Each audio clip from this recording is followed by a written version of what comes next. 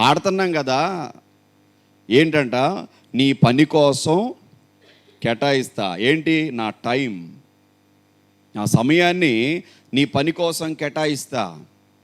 జరుగుతుందా? పాడుతున్నాం అంతవరకేనా? నిజంగా ఒకరోజు ఒక పాస్టర్ గారు, దైవజనుడు అన్నాడు, ఏంటంటే క్రైస్తవులంట అబద్ధాలు చెప్తారో చెప్పరో నాకు తెలియదు, కానీ అబద్ధాలు మాత్రం ఖచ్చితంగా పాడతారండి అన్నాడు. అబద్ధాలు పాడతారంట. ఏంటి? అదేంటి పాస్టర్ గారు అని అంటే, ఏదైతే పాడతారో అది చేయరు, అది అబద్ధమే, పాడేదంతా ఒకటిదే.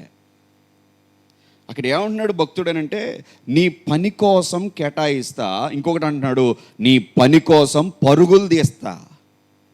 కూలి కోసం పరుగులు తీస్తున్నావు, ఉద్యోగం కోసం పరుగులు తీస్తున్నావు, వ్యాపారం కోసం పరుగులు తీస్తున్నావు, స్కూల్కి కాలేజీకి వెళ్ళడానికి పరుగులు తీస్తున్నావు, కానీ దేవుని పని కోసం పరుగులు తీసే హృదయమేనా అనేది?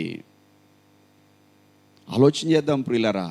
బర్నబా ఒక విశ్వాసే, కానీ దైవజనుడు కొన్నంత భారం, ఒక సంఘ కాపరి కొన్నంత భారం తన హృదయంలో కలిగి ఉన్నాడు. ఎంతటి గొప్ప మనసు అండి, ఎంతటి గొప్ప ఆత్మీయత అండి బర్నబాది.